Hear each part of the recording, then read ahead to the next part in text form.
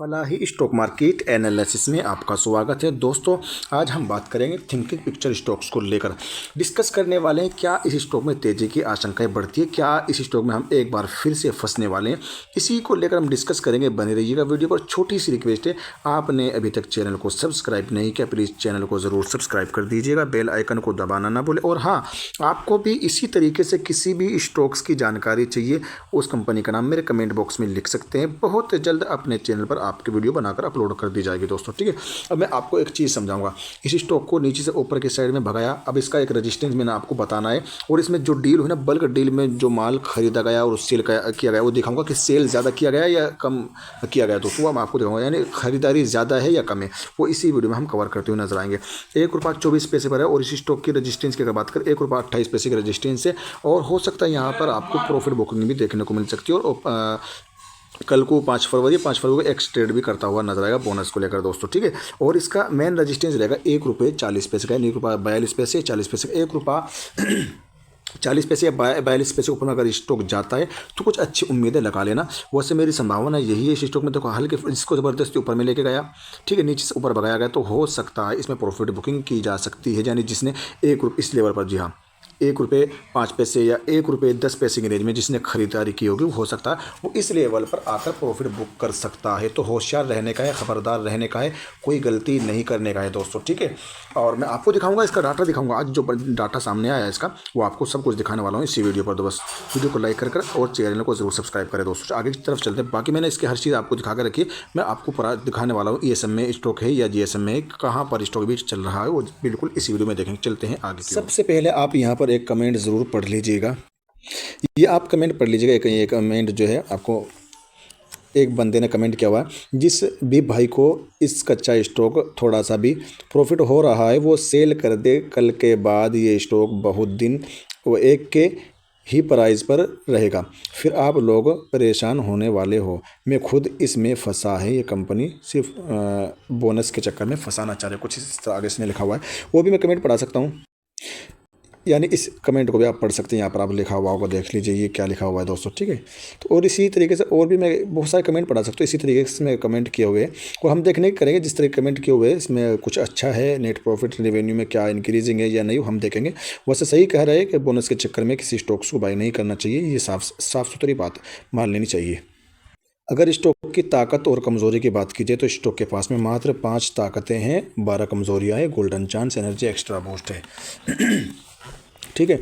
और 50% स्टॉक आपको पास भी नजर आ रहा है। मैं आपको डिस्कस बाद में बताऊंगा कि आपको क्या करना चाहिए इस स्टॉक में दोस्तों। वो तो आपने पब्लिक कमेंट पढ़ लिया, क्या राय थी लोगों की, वहाँ पढ़ लिया। बाकी 1 मंथ से लेकर 5 साल के बीच की अगर बात करें, हमें कंपनी ने कोई भी रिटर्न निकाल के नहीं दिया, नेगेटिव माइनस में रिटर्न निकाल के दिया है। डिलीवरी जो वॉल्यूम की अगर बात करें, 65 लाख, 85 लाख, 66 लाख, यानी ये इतने क्वांटिटी इसमें ट्रेड होती हुई नजर आ रही है। 100% जो है डिलीवरी माल उठाया जा रहा है।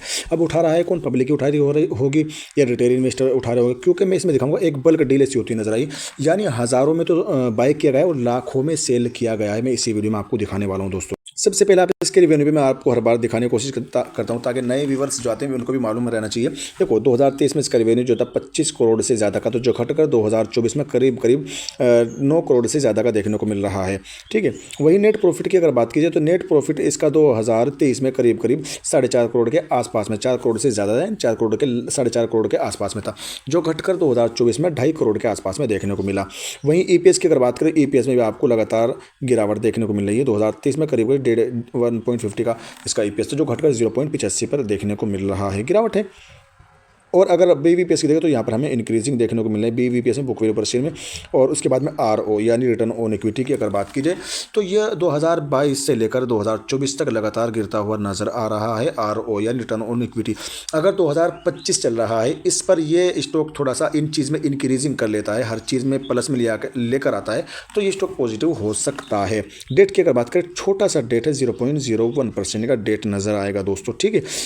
अब मैं चलता हूँ इसका टेक्निकल रेजिस्टेंस सपोर्ट की तरफ दोस्तों, ठीक है। जैसे कि हम बात करें टेक्निकल रेजिस्टेंस सपोर्ट की, तो आपको देखने को मिलेगा पहला टेक्निकल रेजिस्टेंस जो है ₹1.24 पर, जिस पर ये स्टॉक आपको क्लोजिंग देके खड़ा हुआ नजर आ रहा है। दूसरा रेजिस्टेंस रहेगा ₹1.28 का। तीसरा रेजिस्टेंस रहेगा ₹1.30 का। अब कल के दिन क्या होगा, या तो स्टॉक आपको ये सीधा अपर सर्किट में लगता हुआ नजर आएगा दोस्तों, ठीक है। याद रखना कल के दिन जैसे बोनस एक्स डे ट्रेड होएगा तो हो सकता है कल के दिन ये स्टॉक आपको अपर सर्किट में लगता हुआ नजर आए। अगर अपर सर्किट में लगता हुआ नजर नहीं आए तो फिर इस स्टॉक से अपनी जान बचा लेना, ये आपके लिए बेहतर ऑप्शन रहेगा दोस्तों, ठीक है। क्योंकि जब तक आपको बोनस के शेयर मिले, जब तक स्टॉक में हरे रंगों में रह सकता है, ये मेरी संभावना है दोस्तों, रह सकता है, कोई ज़रूरी नहीं है। जब तक आपको बोनस, जब तक आपके डीमेट अकाउंट में बोनस शेयर आएंगे, जब तक स्टॉक हो सकता है ऊपर की तरफ रह सकता है। लेकिन अगर कल के दिन ऐसा नहीं हो, स्टॉक में गिरावट होती है, तो ये स्टॉक आपको फिर भारी गिरावट में भी देखने को मिल सकता है। तो होशियार रहिएगा, मैं इसलिए बोला होशियार खबरदार। मैं आपको दिखाऊंगा बल्क डील में किसने सेल किया, किसने खरीदा है दोस्तों, ठीक है। जैसे कि मैं आपको दिखाने की कोशिश करूँ, अगर इसका तीसरा रजिस्टेंस ₹1.30 का रहेगा और ₹1.18 का सपोर्ट रहेगा पहला, दूसरा ₹1.16 का, तीसरा सपोर्ट ₹1.12 का।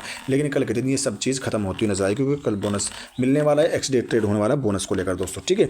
आगे की तरफ चलते हैं। देखो इसमें 100% के आसपास जो है पब्लिक की होल्डिंग है, 99% से ज़्यादा की होल्डिंग है पब्लिक के पास में रखी हुई नजर आएगी दोस्तों, ठीक है। और अगर एफआईज की बात करें 0.02% के आसपास में, करीब करीब ये मान लीजिए 20% के आसपास में, 0.20% के आसपास में इसमें इसकी एफआईज की होल्डिंग देखने को मिल जाएगी। 0.02% यहाँ पर देखने को मिल रही है दोस्तों, ठीक है। यानी 1% भी होल्डिंग नहीं है एफआईज की दोस्तों, ठीक है। अगर यहाँ हम बात करें 2.5% के आसपास में होल्डिंग थी जो एफआईज ने कम की है दिसंबर 2024 में। यानी जब एफआईज बेचकर इस स्टॉक को निकल गए तो आप किस हिसाब से इसको अपने पास में रखना चाह रहे हैं, जो वो ज़रूर कमेंट करिएगा दोस्तों, ठीक है। देखो मैं ये नहीं कहता रिटर्न निकाल के नहीं दे सकता है, लेकिन इसके लिए आपको थोड़ा लंबे समय रखना, 2-3 साल भी लग सकते हैं दोस्तों, ठीक है। और किसी में ये कहना चाहूँगा, किसी भी स्टॉक्स को बोनस के लालच में आकर या स्प्लिट के लालच में आकर या डिविडेंड के लालच में आकर नहीं बाय करना चाहिए। अगर आपके पास में पहले से ही है और लॉन्ग टर्म का आपका नजरिया है, 1-2 साल से आपके पोर्टफोलियो में वो स्टॉक है और ऊपर जाकर बोनस देता है, स्प्लिट, जब उसका थोड़ा सा आपको बेनिफिट मिलता हुआ नजर आ सकता है दोस्तों, ठीक है, वो आपके लिए अच्छा होता है। लेकिन अगर आप किसी को स्पेशल में, अगर आपको बोनस की न्यूज़ सुनकर या स्प्लिट या डिविडेंड की न्यूज़ सुनकर या कुछ और सुनकर आप उसको बाय करते तो वहाँ पर गलती कर सकते हैं, ठीक है। अब चलते सीधे पहले, जैसे कि मैं आपको दिखाने की कोशिश करूं, स्टॉक अभी भी एएसएम स्टेज 1 में देखने को मिल जाएगा दोस्तों, ठीक है। और ₹1.24 आपको करंट प्राइस देखने को मिल रहा है। और चलते हैं नीचे की ओर लेकर आता हूँ, आपको किसने सेल किया है, किस तरीके से सेल किया, वो आपको दिखाना होगा। कुछ नया अपडेट है कि नहीं है, तो कुछ हमें नया अपडेट देख लेते हैं। कुछ नया अपडेट नहीं है, 30 तारीख का ये अपडेट, उसके बाद में कोई अपडेट नहीं है। बाकी हम बल्क डील की बात करने वाले, बल्क डील में किसने खरीदारी की है, किसने सेलिंग की है, यहाँ पर आप साफ साफ देख सकते हैं, आपको नज़र आ जाएगा दोस्तों, ठीक है। आपको मैं दिखा दूँ, देखो यहाँ इससे पहले 20 जनवरी में इसमें बाय किया गया था, 20 जनवरी में ₹1.36 पे, ₹1.28 बाय किया गया था 20 जनवरी में दोस्तों, ठीक। उसके बाद में इस स्टॉक को क्या नाम लेकर सेल किया गया, 1 फरवरी 2025 में सेल किया गया। 32,68,153 क्वान्टिटी सेल की गई है ₹1.26 पर, याद रखना, ठीक है। ₹1.26 पर सेल किया गया, 0.41% ट्रेड किया गया। उसके बाद में खरीदारी कितनी की है, 7,45,556 क्वान्टिटी, 7,45,556 क्वान्टिटी खरीदी गई है ₹1.26 पर, 0.09%, कितना 0.09% और 0.41% सेल किया गया और 0.09% से खरीदा गया। यानी 7 लाख 7.5 लाख के आसपास में क्वान्टिटी खरीदी गई है और 32 लाख के आसपास में क्वान्टिटी, 32 लाख से ज़्यादा क्वान्टिटी सेल की गई है। तो अब आप डिस्कस कर लेना कि अब आपको क्या करना चाहिए। अगर स्टॉक में तेज़ी देखने को मिली तो बने रहिएगा, अगर स्टॉक में गिरावट देखने को मिली ना तो भाई साहब थोड़ी सी जान बचा लेना, थोड़ी होशियारी सी दिखा लेना। क्योंकि फिर बोनस देने के बाद में मैंने अक्सर देखा है कुछ स्टॉक जो है अगर फंडामेंटल सही नहीं है, उनकी रिवेन्यू या नेट प्रॉफिट उसमें कुछ कमी है, गिरावट है इस तरीके, तो वो स्टॉक बोनस देने के बाद में आपको काफ़ी दिनों तक लोअर सेगमेंट में भी देखने को मिल सकता है या डाउन साइड में भी देखने को मिल सकता है। ये मेरी संभावना। बाकी खुद की रिसर्च कर लीजिएगा, बाय सेल करने की रिकमेंडेशन नहीं है, ये एक अपडेट वीडियो थी नॉलेज के लिए दोस्तों, ठीक है। Thanks for watching video.